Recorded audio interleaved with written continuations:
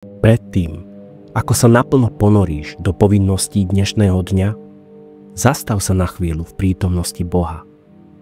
Božie slovo hovorí: toto je deň, ktorý učinil Hospodin. Plesajme a radujme sa v ňom. Táto modlitba ti prinesie pokoj a silu, aby si zvládol všetko, čo je dnes pred tebou.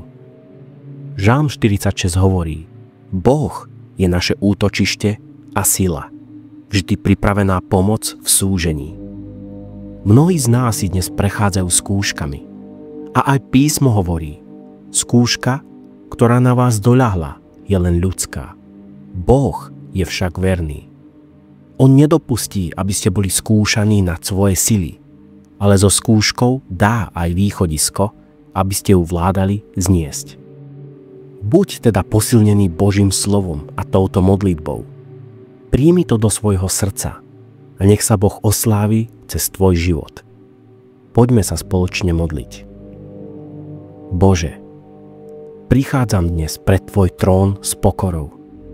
Prosím, vypočuj túto modlitbu a neodvráť svoju tvár odo mňa, lebo bez teba sme len prach. Ďakujem ti za tento deň. Ďakujem, že som sa dnes ráno mohol prebudiť. Ja viem, že je to požehnanie, pretože mnohí už túto možnosť nedostali. Ďakujem ti za sluch, aby som teraz mohol počúvať tvoje slovo. Pretože písmo hovorí: viera je z počutia a počutie skrze slovo Božie. Posilni moju vieru, upevni môj krok a zmiluj sa nado mnou.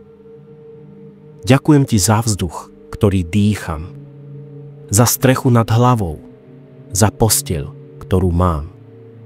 Viem, že mnohí nemajú ani toto. Tvoja milosť je viac než dosť. Odpusť mi prosím hriechy, ktorých som sa dopustil vedome aj nevedome. Vysloboď ma z pút hriechu.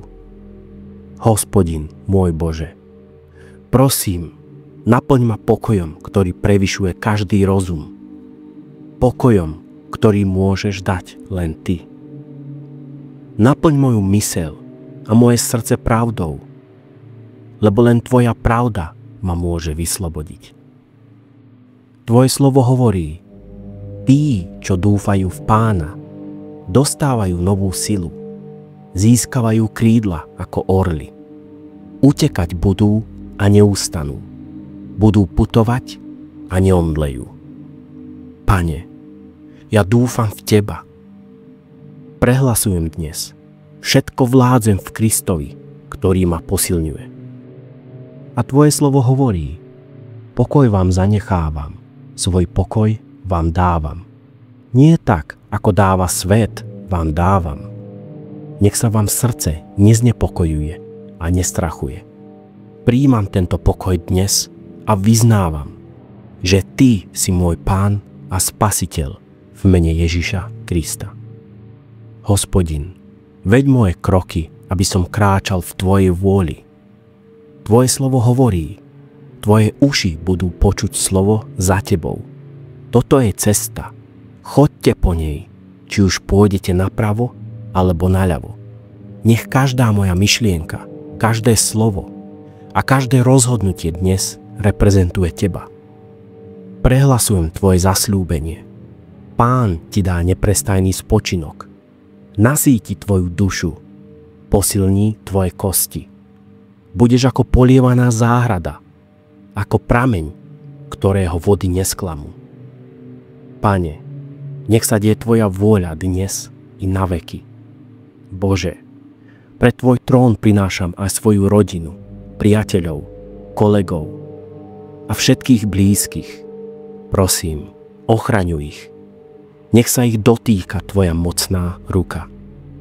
Prosím aj za svojich nepriateľov. Požehnaj ich, Pane, a mne daj silu odpustiť, aby bolo aj mne odpustené.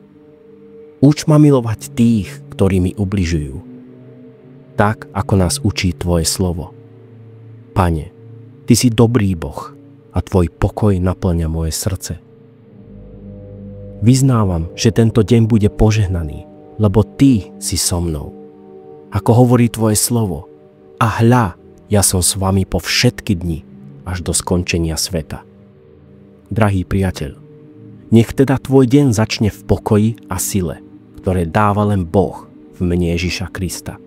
Ak ťa táto modlitba povzbudila, napíš amen do komentára a nezabudni ju zdieľať s niekým, kto dnes potrebuje počuť tieto slová.